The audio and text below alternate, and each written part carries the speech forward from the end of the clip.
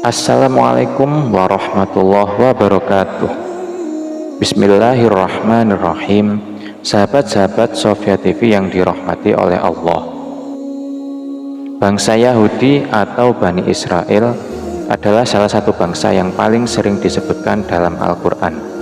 Mereka adalah keturunan dari Nabi Ibrahim alaihissalam melalui putranya Nabi Ismail alaihissalam. Mereka juga adalah bangsa yang pernah mendapat nikmat dan karunia dari Allah Subhanahu wa Ta'ala, seperti diturunkannya kitab Taurat, diutusnya para nabi dan rasul, dan diberikannya tanah suci Palestina. Namun sayangnya bangsa Yahudi juga adalah bangsa yang paling sering ingkar janji, merusak komitmen, dan memutarbalikkan fakta. Mereka malah tak segan-segan untuk mendistorsi kitab-kitab Allah dan mengubahnya sesuai dengan kepentingan mereka. Mereka juga sering meremehkan dan menghina bangsa lain, terutama umat Islam, dan merasa bahwa mereka adalah bangsa pilihan yang lebih mulia dari yang lain. Karena perilaku buruk mereka, Allah Subhanahu wa Ta'ala telah menetapkan beberapa janji kepada bangsa Yahudi yang tercatat dalam Al-Quran. Janji-janji ini berkaitan dengan hukuman, kebangkitan, dan kebinasaan yang akan menimpa mereka di dunia dan di akhirat. Berikut ini adalah penjelasan tentang 3 janji Allah kepada bangsa Yahudi. Janji yang pertama ialah hukuman. Janji pertama yang Allah Subhanahu wa Ta'ala berikan kepada bangsa Yahudi adalah hukuman yang akan menimpa mereka karena kerusakan dan kejahatan yang mereka lakukan di muka bumi. Allah Subhanahu wa Ta'ala berfirman yang artinya, dan telah kami tetapkan terhadap Bani Israel dalam kitab Taurat, sesungguhnya kamu akan membuat kerusakan di muka bumi ini 2 kali, dan kamu pasti akan menyombongkan diri dengan kesombongan yang besar. Maka apabila datang saat hukuman kejahatan pertama dan kejahatan itu, kami mendatangkan kepadamu hamba-hamba kami yang mempunyai kekuatan besar. Lalu mereka mencarimu keluar masuk kampung ke seluruh negeri, dan itulah ketetapan yang pasti terlaksana.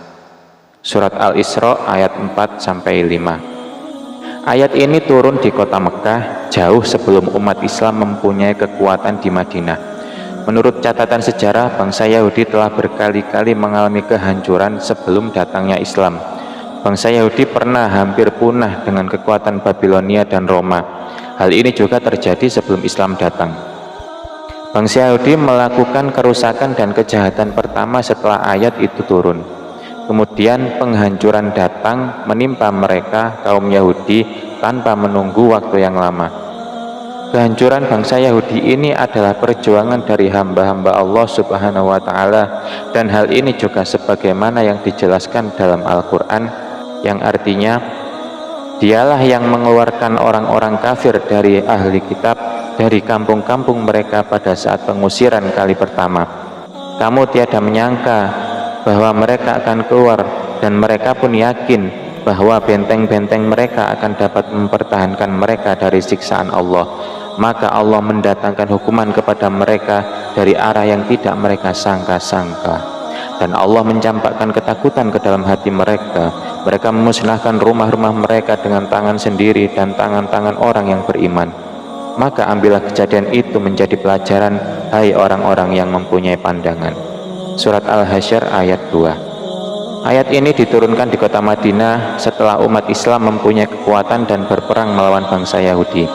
Bangsa Yahudi yang tinggal di Madinah seperti Bani Qainuqa, Bani Nadir, dan Bani Quraizah telah berkhianat dan bersekutu dengan musuh-musuh Islam. Mereka juga telah berusaha membunuh Nabi Muhammad SAW dan menghasut kaum Ansor untuk meninggalkan Islam. Karena itu Allah Subhanahu wa Ta'ala memberikan hukuman kepada mereka dengan mengusir mereka dari kampung-kampung mereka dan merampas harta benda mereka. Mereka juga merasa takut dan putus asa sehingga mereka memusnahkan rumah-rumah mereka sendiri. Ini adalah hukuman yang adil dari Allah Subhanahu wa Ta'ala kepada bangsa Yahudi yang telah melanggar perjanjian dan menentang kebenaran. Janji Allah yang kedua ialah kebangkitan. Janji kedua yang Allah Subhanahu wa Ta'ala berikan kepada bangsa Yahudi adalah kebangkitan yang akan mereka alami setelah mengalami kehancuran. Allah Subhanahu wa Ta'ala berfirman yang artinya, Kemudian kami kembalikan kepadamu peluang untuk berkuasa atas mereka, dan kami bantulah kamu dengan harta dan anak-anak, dan kami jadikan kamu lebih banyak jumlahnya. Surat Al-Isra ayat 6. Ayat ini merupakan lanjutan dari ayat sebelumnya yang menyebutkan tentang hukuman yang menimpa bangsa Yahudi. Setelah mereka dihancurkan dan diusir dari tanah suci Palestina, Allah Subhanahu wa Ta'ala memberikan kesempatan kepada mereka untuk bangkit kembali dan berkuasa atas bangsa-bangsa lain. Allah Subhanahu wa Ta'ala juga memberikan bantuan kepada mereka dengan harta dan anak-anak, dan menjadikan mereka lebih banyak jumlahnya.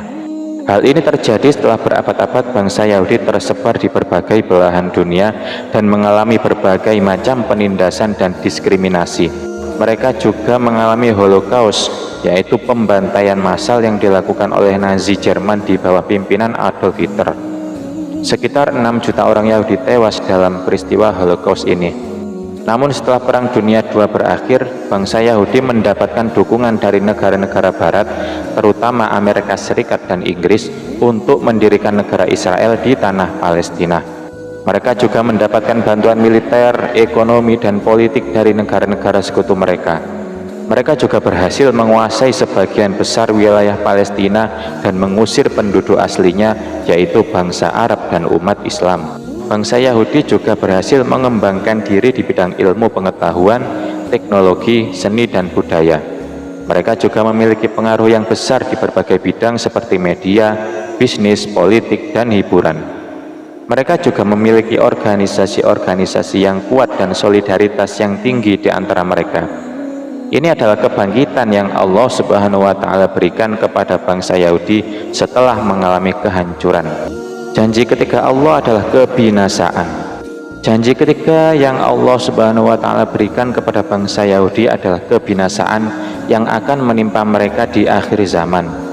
Allah Subhanahu wa Ta'ala berfirman, apabila datang saat hukuman kejahatan kedua, kami datangkan musuh-musuhmu supaya mereka menghinakan wajahmu, dan supaya mereka masuk ke dalam masjid sebagaimana mereka memasukinya kali yang pertama, dan supaya mereka membinasakan apa saja yang mereka dapat dengan sepenuh kemampuan. Surat Al-Isra ayat 7. Ayat ini juga merupakan lanjutan dari ayat sebelumnya yang menyebutkan tentang kebangkitan yang Allah Subhanahu wa Ta'ala berikan kepada bangsa Yahudi. Setelah mereka bangkit dan berkuasa, Allah Subhanahu wa Ta'ala akan mengirimkan musuh-musuh mereka yang akan menghancurkan mereka kembali. Musuh-musuh ini akan menghinakan wajah mereka dan memasuki masjid-masjid mereka sebagaimana mereka pernah melakukannya sebelumnya. Musuh-musuh ini juga akan membinasakan segala sesuatu yang mereka miliki dengan kekuatan yang luar biasa. Musuh-musuh yang akan menghancurkan bangsa Yahudi di akhir zaman adalah umat Islam yang akan dipimpin oleh Imam Mahdi dan Nabi Isa alaihissalam. Hal ini berdasarkan beberapa hadis yang diriwayatkan oleh para sahabat Nabi Muhammad SAW sebagai berikut. Dari Abu Hurairah radhiyallahu anhu, ia berkata, Rasulullah SAW bersabda, tidak akan terjadi hari kiamat sehingga kaum muslimin berperang melawan kaum Yahudi. Kaum muslimin akan membunuh mereka, sehingga apabila seorang Yahudi bersembunyi di balik batu dan pohon itu akan berkata, hai hamba Allah, hai muslim, di sini ada Yahudi, datanglah dan bunuhlah dia. Hanya pohon Ghorqad yang tidak akan berkata demikian, karena ia adalah salah satu pohon Yahudi. Hadis riwayat Bukhari dan Muslim. Dalam hadis lain dari Abdullah bin Mas'ud radhiyallahu an, ia berkata, Rasulullah Shallallahu alaihi wasallam bersabda, pada akhir zaman akan muncul seorang imam dari kalangan umatku yang akan memimpin mereka dengan keadilan. Allah akan mengutus Isa bin Maryam alaihissalam, maka Isa akan turun di menara putih di timur Damaskus, mengenakan 2 helai kain berwarna kuning sambil menempelkan kedua tangannya di sayap 2 malaikat. Apabila ia menundukkan kepalanya, maka akan menetes embun, dan apabila ia mengangkatnya, maka akan jatuh butiran mutiara. Tiada seorang pun dari umatnya yang tidak akan mati, kecuali ia akan mati karena bau harumnya. Kemudian Isa akan mencari Dajjal, lalu ia akan membunuhnya. Kemudian Allah akan menghancurkan bangsa Yahudi, sehingga Isa akan memerangi mereka.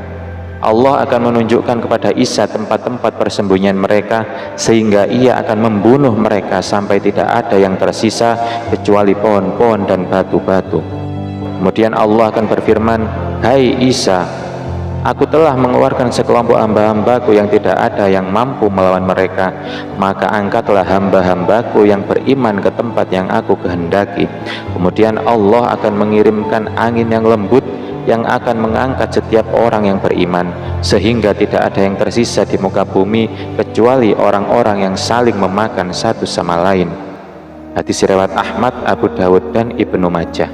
Hadis-hadis ini menunjukkan bahwa bangsa Yahudi akan mengalami kebinasaan yang dahsyat di akhir zaman yang tidak ada bandingannya dengan kehancuran yang mereka alami sebelumnya. Mereka akan dibunuh oleh umat Islam yang dipimpin oleh Imam Mahdi dan Nabi Isa alaihissalam yang akan memerangi Dajjal dan pengikutnya.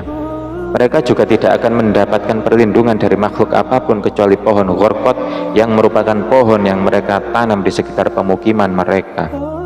Mereka juga akan disisakan oleh Allah Subhanahu wa Ta'ala sebagai makanan bagi binatang buas yang akan memusnahkan mereka sampai tidak ada yang tersisa.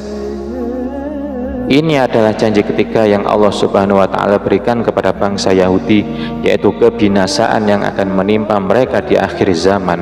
Janji ini merupakan balasan yang adil dari Allah Subhanahu wa Ta'ala kepada bangsa Yahudi yang telah banyak berbuat kerusakan dan kejahatan di muka bumi, dan telah banyak menentang kebenaran dan keadilan yang dibawa oleh para nabi dan rasul Allah Subhanahu wa Ta'ala. Wallahu a'lam bishawab.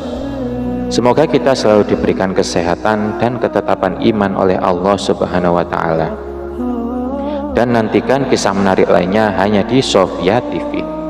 Wassalamualaikum warahmatullahi wabarakatuh.